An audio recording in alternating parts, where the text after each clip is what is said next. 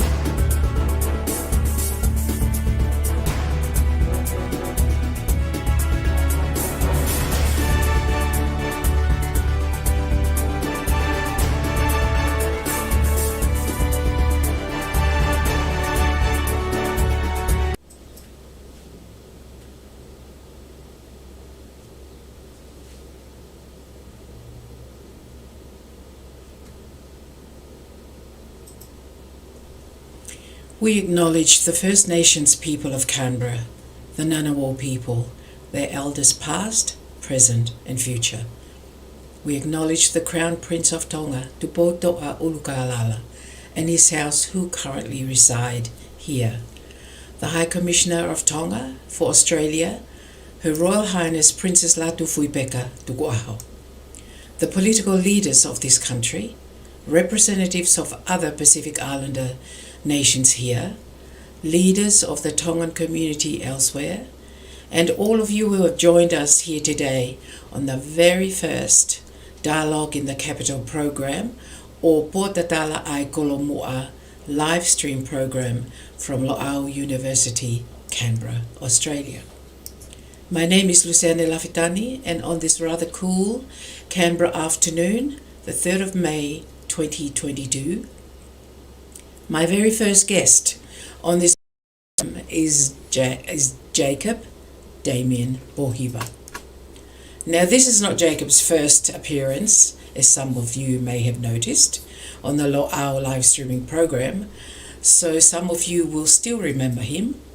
And I'm just going to give you a short history about this program, Potatala Ai Kolomua, or Dialogue in the Capital.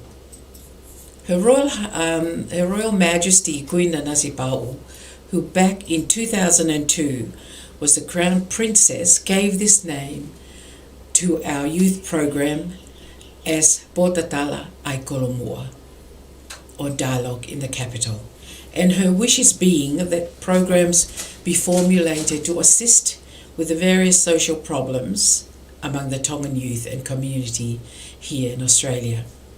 So Siwa Lafitani was tasked to form the Pacific Island Youth Network, in which he as the president, and the rest is history of how that went on.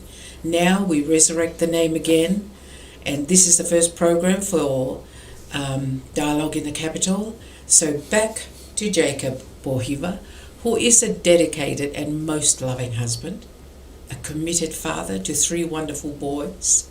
He's a social worker in the Canberra Mental Health Agency, and the rest I will leave up to Jacob to tell you. Welcome, Jacob, to the program today. MALO, thank you for having me. Thank you.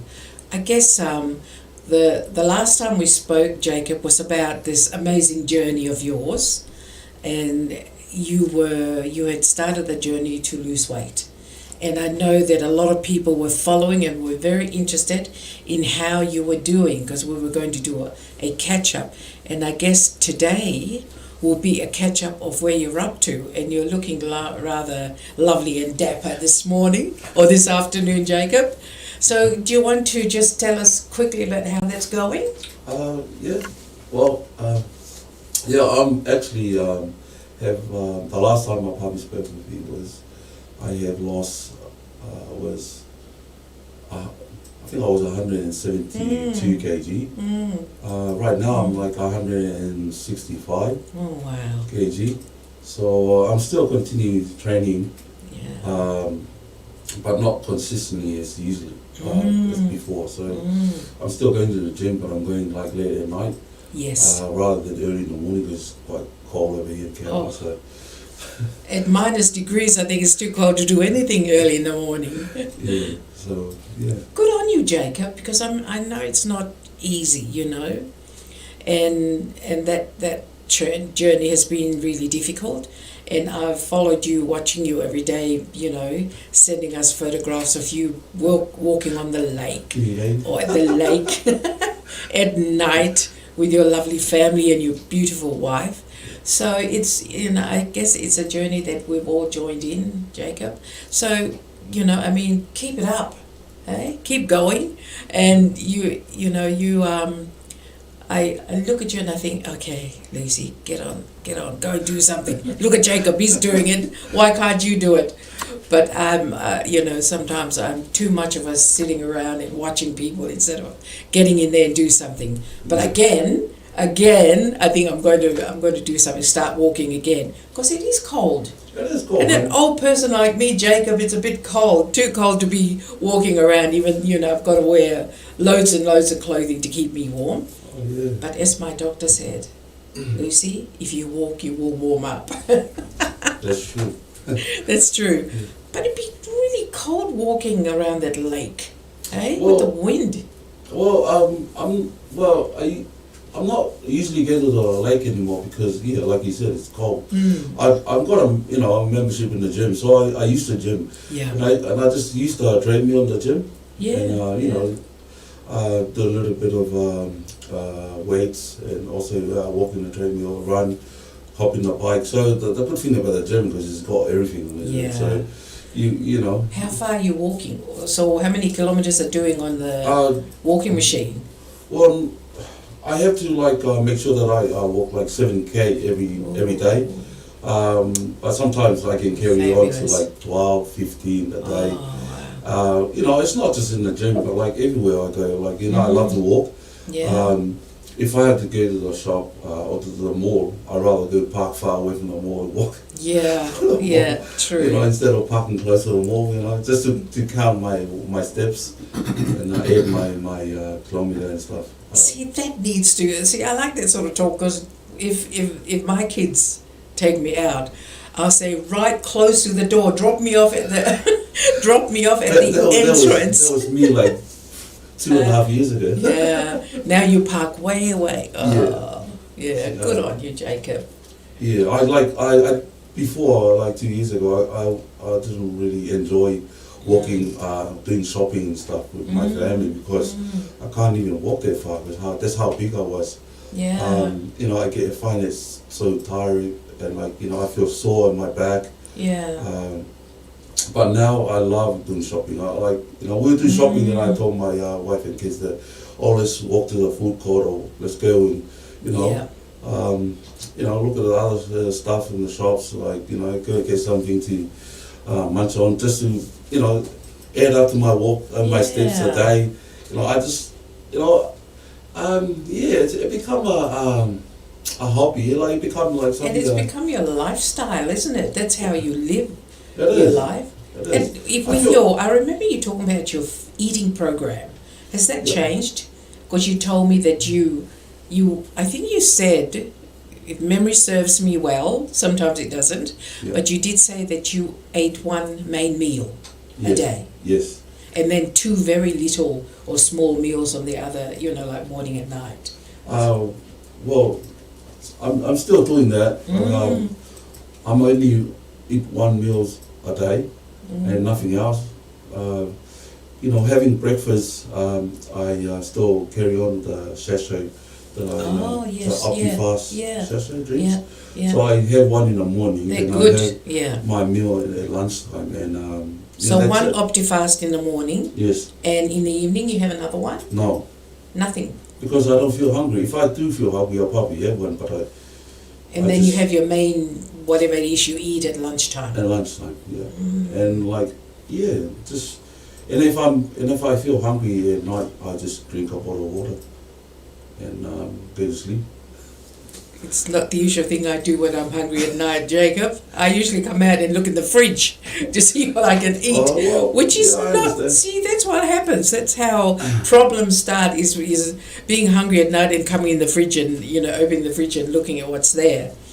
But good on you for so far doing that. And so you've lost so far. What did you say again? You've lost how much I was so far? The last time we spoke, I was 170 or 172, or something. But now I'm 165. Which means that you've lost altogether an amount of what? Oh man, that's really different math. So what? Yeah. The last time I lost pretty much 60. Wow. So now it's already probably 70. Yeah, 70 kilos. Yeah. Amazing, Jacob. Good on you. Good on you. And people like me should take more notice of what you do, because if you can do it, then I should be able to do it. Anyway, on to another great topic, your family. As I want to catch up with you on how you're going with your family. Your family, Sue and I keep tabs on you and your family, and we rejoice when great things happen, because you and Lavinia and your boys are an amazing family. Tell us, how are your boys going? The boys are doing good. They're currently preparing themselves for the Australian National Championship, Judo Championship next week in Gold Coast. Gold Coast, okay. In Brisbane. So you're getting ready to go. Yes, so they have been chosen to represent ACT. Wow. Part of the ACT team to represent ACT at the national. So they they train for that. On top of it, they're still playing rugby league at the same time. So busy. Yeah, and plus their schoolwork. That's right. And I think I was thinking that, because I know one of the problems that parents have talked about is that when their kids get into trouble, is maybe in some of the talk that psychiatrists, psychologists, youth workers have said, you need to keep them busy. Okay? You need to keep them in activities that are good for them, health-wise and mental wise. So I guess when I look at you, your boys do this, judo. Yeah. Rugby league. Didn't they used to play rugby too? Jacob used to play rugby and rugby league and judo. So free sport, and he played all of them. Yeah. Sometimes he had to play all of them in one weekend, right?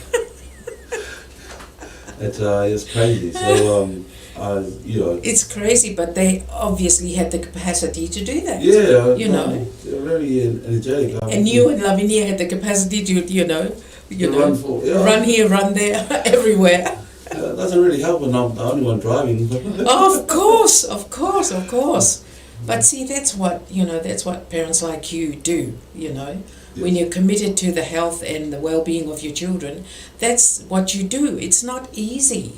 For people to say, oh, well, whatever, they're a young couple. No, doesn't matter if you're young. It's a difficult thing because I remember juggling, all that. And my husband then was very busy at work. Yeah. So I had to do the running around for my 3 very active children, That's 100% true, Luseane.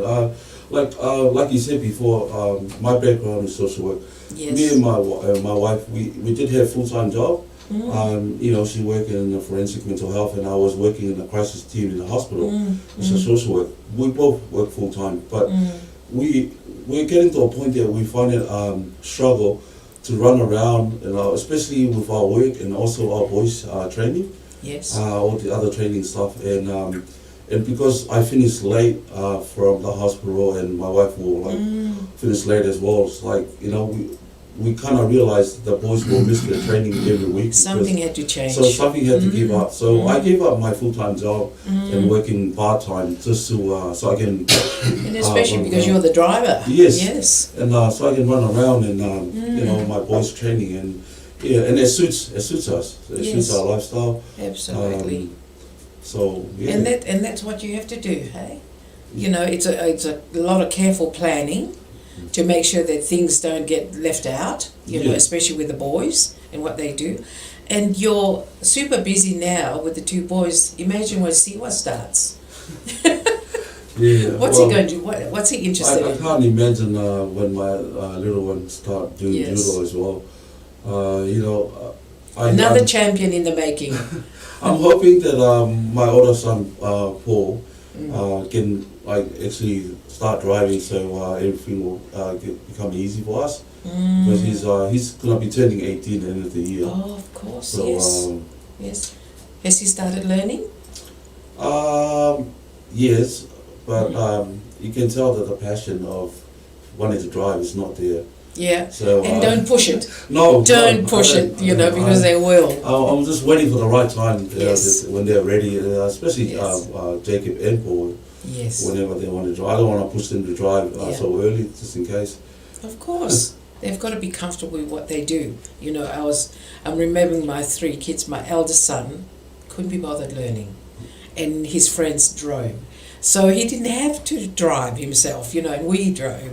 So I think it's good, just let them be, because they're going to have a lifetime to drive themselves and their families around anyway. Yeah, and I guess it's just the fact that they play two sport and Yes. also their schoolwork as well. I think Yes. they can't really have time to actually think of learning how to drive at this stage. Not yet, I think. No. But, you know, They're young and the whole world's ahead of them, and, you know, life's ahead of them. So we don't have to push kids to doing anything that they don't need to do. yes. And driving they That's don't need right. to do, because you're quite capable of driving Yeah, them I around. am right now. I'm very active. I'm Yes. very active and very healthy compared to the last 2 years. I am capable of like going to work, come back, take Yeah. them to their training, come home, you know, do whatever the house, housework, or you know, do the dinner or whatever. I'm What a very wonderful energetic. thing, Jacob, hey? That your life changes around because you make changes in your life, hey? So that your life does change. You're able to do a lot more and happily do a lot more things than what you did before. So Oh, that's good totally. health, hey? yes. And you've got a young family, so you've got to be fit. Yeah, You you, know? have to be fit. Yeah. Especially with the little one as well. Oh gosh. Yeah, but I'm very happy and I'm very glad that I pushed myself to that limit of changing my lifestyle, you know, being healthy, because now I'm able to train with my boys at the gym. Last night we all went to judo training, then after that we went to the gym with Paul and Jacob. So you know, it's something that I couldn't do before. Yeah. 2 years ago, I couldn't do that. I couldn't, you know, spend time with them, actually play with them or something, you know. And, right now I can do all these things, like, you know, and I'm very happy. And that time is so important, isn't it, Jacob? That time with your children.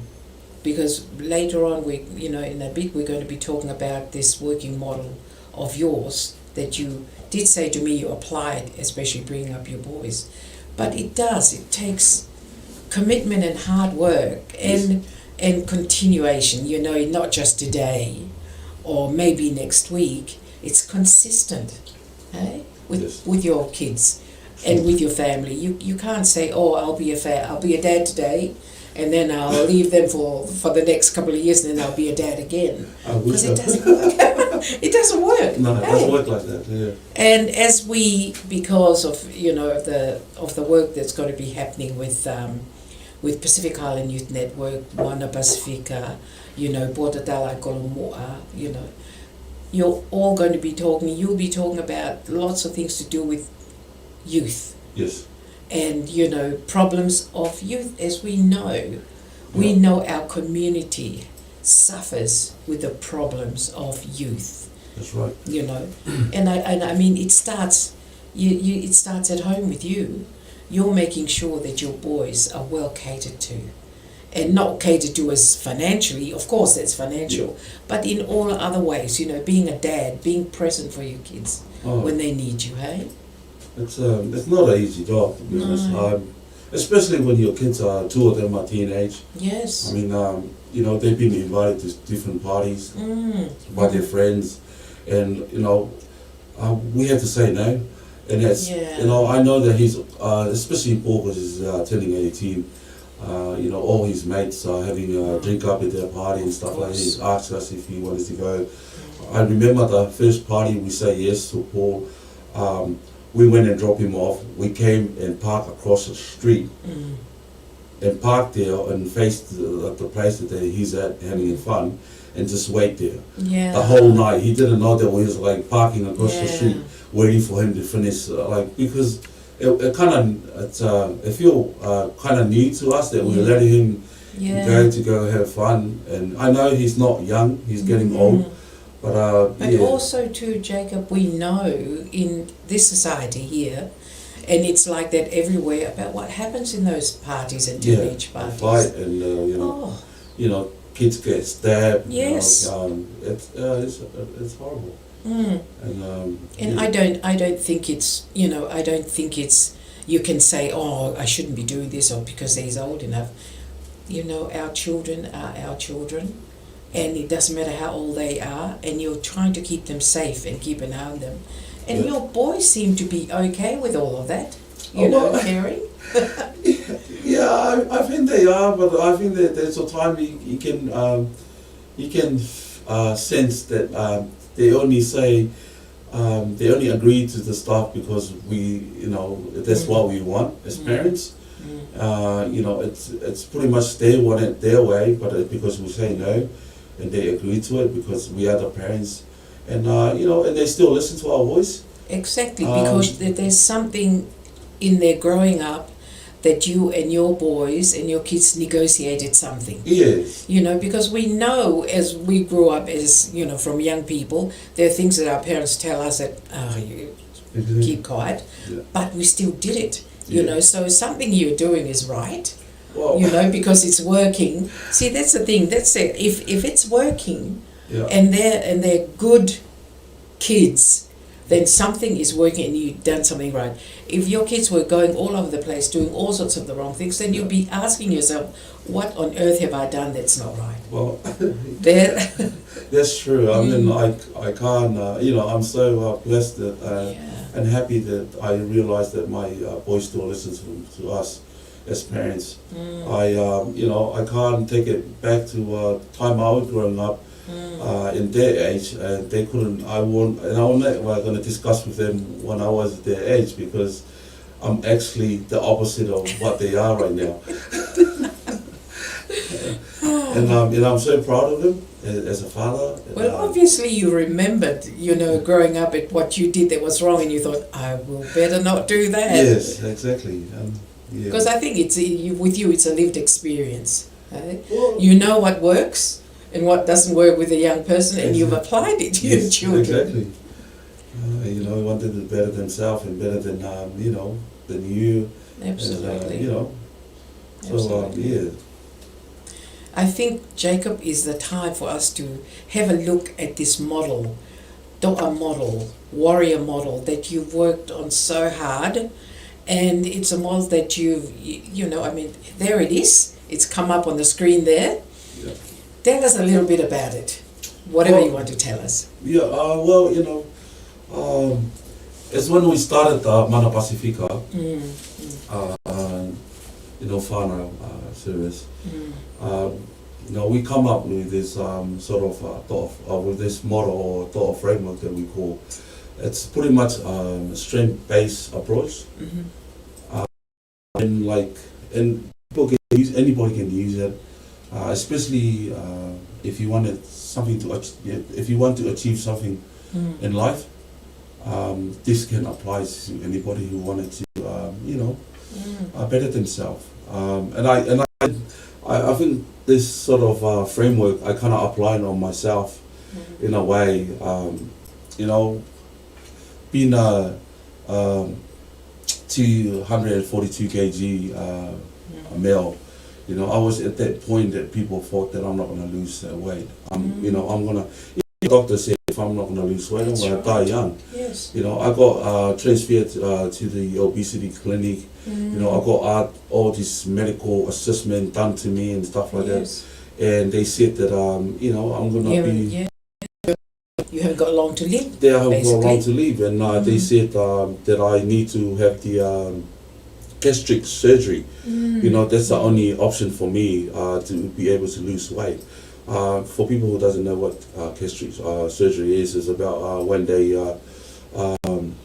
cut part of your stomach, and apparently your little stomach, they'll make you... The intestine, hey? Yes. They sort of chop it all tied up to be quite small. Small, and so that means you can't eat that much, and so scary stuff. It is, but I was, you know, I was lined up to have an operation on that sort of, but thought about the door framework and the door model, and I thought about my journey when I was in the hospital, and I thought to myself, like, you know, how many times I've been on a life situation that I nearly died, you know, as a grown up, and here I am still alive.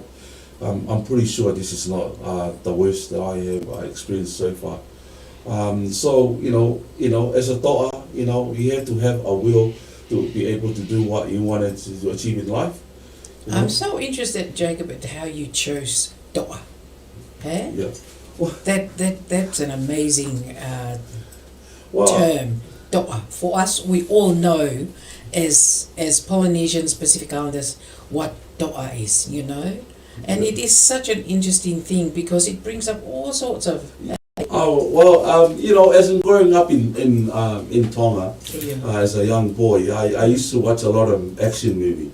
Yes. I used to watch a lot of action movie, you know, the cowboy, Clint Eastwood, you know, Rambo, you know, watch all these, you know, action movie. And my understanding at that time, that's toa. You know, those warriors are toa, you know, because they're tough, you know, if they touch the gun, you know, they're the best in everything, even in boxing, even in kung fu, whatever, you know, and I got fascinated about the, you know, and I know what's funny is like part of the movie, you know, they sort of scene of this warrior train themselves, you know, they train themselves. And I was like, oh, okay, yeah, like, okay, like, I can be one. Like, if I had to train myself, I can be one. So the whole idea, without knowing that our people are being born as toa back in the days, you know, our gene, you know, our blood, you know, line has come from, you know, from our ancestors. They were warriors back in the days. So when I start, you know, at school and uni and stuff, and I kind of realized that, you know, our bloodline... still there. It's still there. We still have the blood of those toa. Just have to wake it up. Yeah. And that's the whole idea come from. Like, it's the fact that, like, you know, in every individual, because in our days, the toa can be transferred into different meaning. Yes. As, you know, toa can be like, you know, there are many toa in... many warriors in the sport. Yes. You know, there are many toa in the academic world. You know, there are many toa in you know, other field. So in other profession, you know, because we can't all do all those things. You know, we have to be trained in order to be professional in sort of skills. Yes. You know, so that's the whole idea of the toa comes from. It's I think it's the most fabulous thing that you've resurrected that. You know, because I think even though we use the word, but just the idea of toa, you know, especially in the past, and bloodlines have come from there, and you know, when you think about when you look at history and how our people travelled all over the place on the, you know, did all those, you know, fought here and war here and whatever, you know, it's still there. As we know with DNA, it's still in those bloodlines. You can't imagine how did they manage to come all the way to the Pacific in what kind of ship or canoe or whatever that they use, or what skill do they have? What skill? And that's all because of what they you know, this, you know, the train they did, you know, to be able to you know, to do the things they do. And you look all over the Pacific at all the buildings and monuments and, you know, stone Exactly. things. Yeah. And you think, how did these people, without what we think, without all the technology and all the modern tools, how did they bring these? When you look at the royal tombs, Yeah. ancient royal tombs, Tonga tombs, those big slabs of 7-ton How did things. they get over the top? Yes. How did they bring it across? Some of them came from across the sea. Exactly. So, it's amazing. And so the whole idea and the philosophy of the Dao framework comes from that. I mean, and it's not come from not just back in the days, but it's come from within. Yes. Our people as our Pacific Island people, we already had it. We already had that in ourselves. And I think the Dao framework is just another way of awakening that mana. On our individual person, waking up that mana, especially for people who wanted to achieve something in life. Yes. And that's what the framework is about. It's about working with someone that have the will to change their life for the better. And that's the whole idea of having the so when we look at, because it's looking at applying this, when you're working with, say, a group of affected Pacific Islander youth, who've been to jail or who are in jail, or, have lots of problems to do with, maybe drug and alcohol, that sort of stuff. Yeah. So how would you say apply it to them? Would you be talking to them to reminding them of who they are or were? I think it's the first inform they need to actually find themselves. Yeah. In terms of their culture, of their background, or where they're from. Identity. Their identity as a person. Yeah. And having the will to do it. To actually have to get the support of the of what's been put in place in the Dao framework. I mean, because there's no point of actually supporting someone to change if he doesn't have the will to change. That's right. So there's got to be an opening there. Yeah, and that's why it's kind of unique. It's different from other framework because it's something to do with the heart inside. It's something to do with our the lotto or the will, to change. Yes. Because there's a say, someone you can't change a person. The person has to change himself.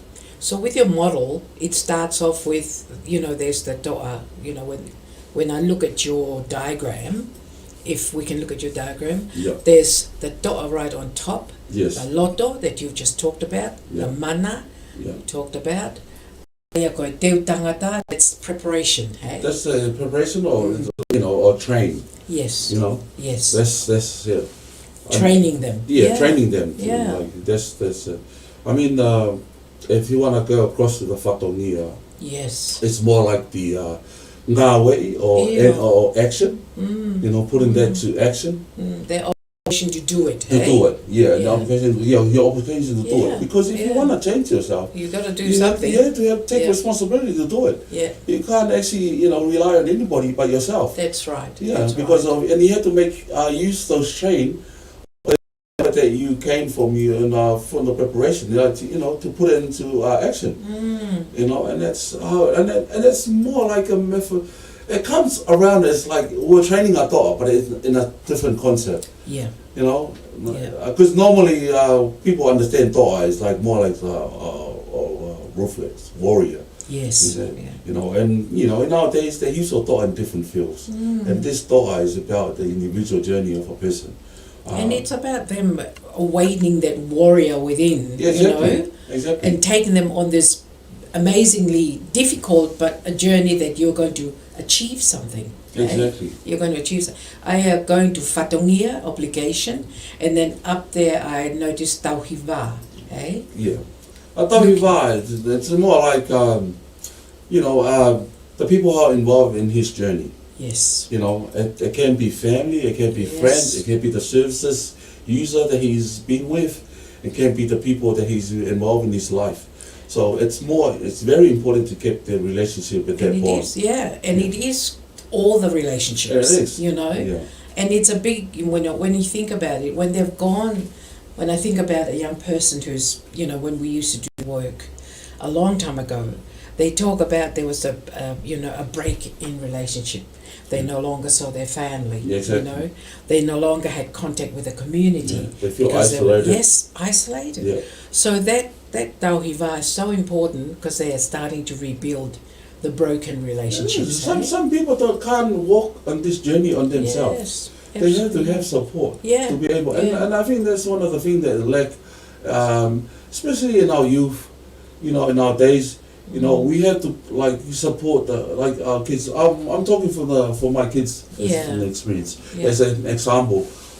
You know, my kids, you know, they want to be a judo fighter. You know, they train hard. They you know, they did all they need to to get their success, and they have been to different competition around Australia and back in New Zealand, and they have I lost count how many medals that we have at home in their judo career, but like.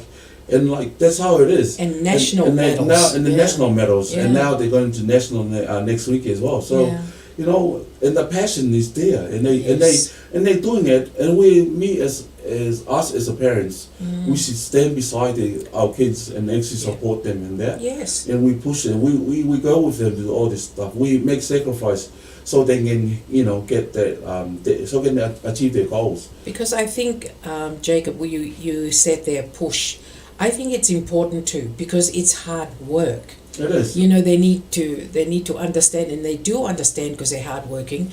But you can't just say, "Oh, just go and do it." You need to push your kids. Exactly. There's got to be a little bit of push there, because we know us as humans, you need to be pushed a little bit, nudged a little bit to do something. Yeah. Like you being here today has nudged me to do something about me. You know, and that's what happens. Whatever the nudging or the pushing is, it's good stuff. Yeah.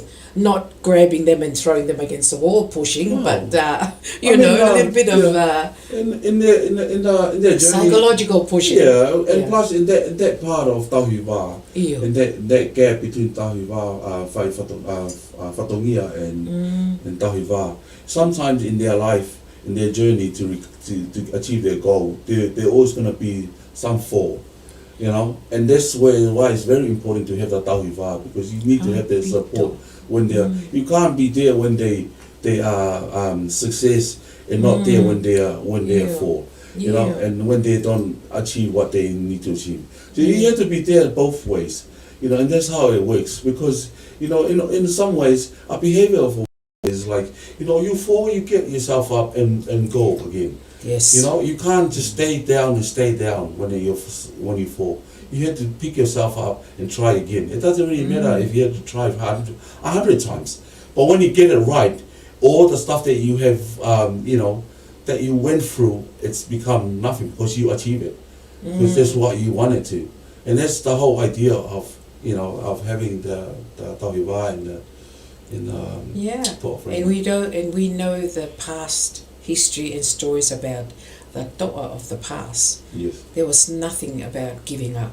You Yes, go exactly. until, and if you die in it, that's it. That's it. Eh? Yeah.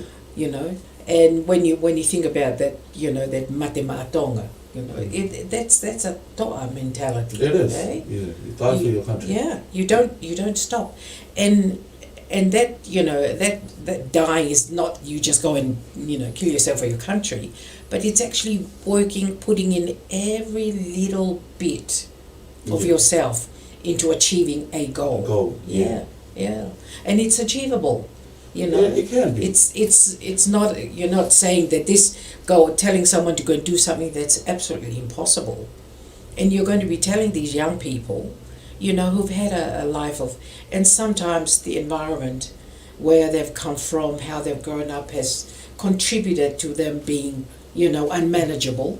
But it's saying to them, hey, there's another way, hey? Yeah, the whole journey on on the to'a model is like, it's gonna be a challenge. Yes. It's not gonna be an easy, slight move. There will be challenges out there. And that's how you deal with those challenges that makes you, become success. And always for them to know that you're going to be there beside them. Yes. During this, they're not going to do it on their own. They can't. You have to be there. You have to have that support, that backbone, in their journey. And it can apply for people who's playing sport. It can apply for people who have struggled with any drug use or alcohol or you know, it can apply for anybody, or overweight like me.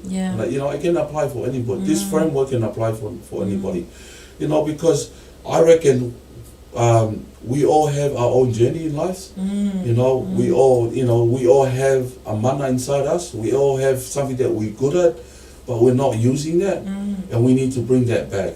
Yes. So, and everybody's a toa to us. Yes. And the people that come to work with us in this sort of framework, they are toa to us. You know, because they are willing to take the journey to the next level in order to be success. And this framework here, we're not just talking about a toa framework that's only for males. No. This applies It's applied to anybody. to anybody. Yes. You know, females, women who you know who. Or even kids. That's cool. Kids, yes. That's cool. Yeah. You start teaching them from, you know, so I guess this program, you know, the idea is that it's going to be, you know, given out or shared with our community, especially with the health, you know, with the youth. And this is going to go out hopefully in the future. It'll go to schools, you know, it'll go to, and that's, you know, like primary school, high school, college.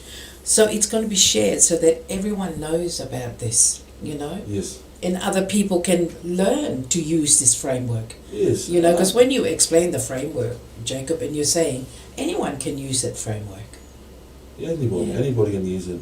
It's not for, you know, it's for everybody. And we're only doing this because, you know, we have all different challenges in life.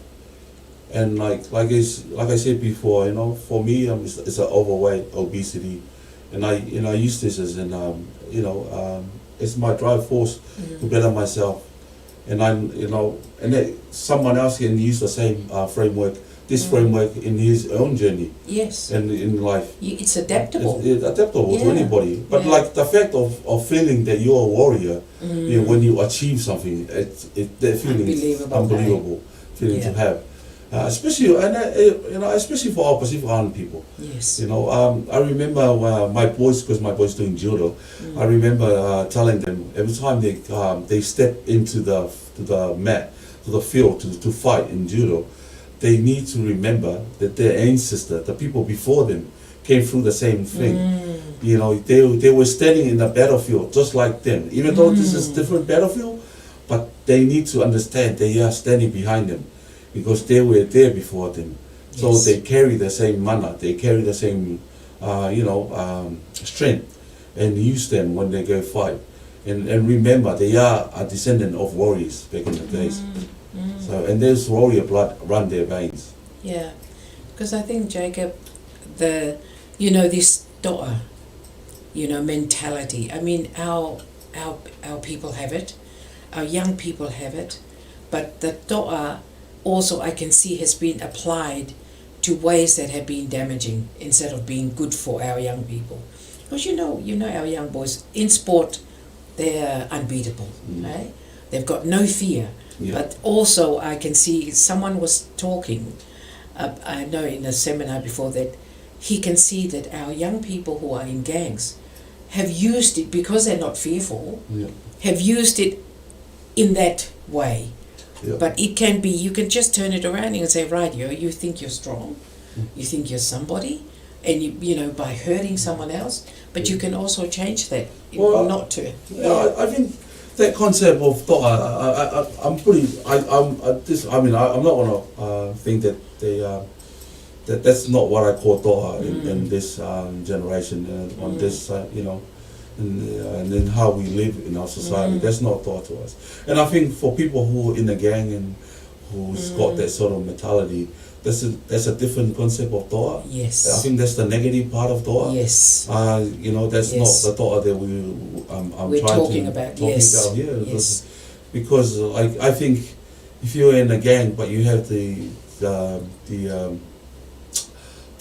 will to actually control your anger and stuff, then I think that then you probably consider yourself as a toa, because you're willing to hold on, to hold back your anger towards other and be a better person, and that's when I call someone a toa. Yes, absolutely. Because there is, and there's always misconceptions. And, because if someone's unwell, it's like if I'm not traveling well in a day, and I'll make a decision that's not okay because I'm not traveling well, the day. So it's absolutely possible, to try and turn around, especially someone who's in a gang. What your behavior, when you talk about your model, you just go around, when you go around that model, if you ask questions about what he's doing with, say, Pohiva, they're not doing that. No. Their Pohiva is very very different when you're looking at Whatongia. Yeah. It's very different to what they're doing. Exactly. So if they're not ticking those boxes, then And I think this sort of thought framework is about something that you achieve that your next generation can look up to it. Absolutely. It's not something that because if you do bad things, it's going to affect not just yourself but your family and everybody else, and it's no one's proud of. It's not something that you can be proud of doing bad things. But if you do good things, your cousin or your little nephew or niece, they look up to you. They will not gonna forget that, and they will be proud to know that that's their relative, who's and it inspire them. Yes. And that's inspire the young generation. Inspiration, hey, Yes. Inspire them. Yes, that definitely is it. Well, Jacob, we have come towards the end of our program. We've had such good conversations going here, and of course, just to let everyone know, Jacob is going to be back to talk more about this framework. He's going to be a member who will be continuously visiting the studio to talk to us about what's going on. So maybe, do you have anything else to say to everyone before we close down? Apart from sending all the very best to Paula and JJ for going to the Nationals next week. Is there anything you want to just let everyone know or say to people out there? I just like to to say that there are people out there, this is thought framework of what Luseane and us were talking about. It's just to help our people in a way, especially if you have something that you struggle with or you have goals you need to achieve and stuff. This is another way of helping our people or anybody that needs support in their journey. This thought framework is based on strength-based approach. So there'll be more to come and more conversations. Talk about this. It's ongoing work. Looking forward to the future. Thank you. So thank you everyone for watching this afternoon. I'd just like to throw out an invitation. If there's any comments, any questions for young Jacob here, you're very welcome to say that on the comments page, and we'll pass it on to Jacob so that he can answer. Or maybe when he comes in next time, he can talk about some of the concerns that you may have. But thank you very much for joining us this afternoon. MALO albito o falahiatu. Thank you.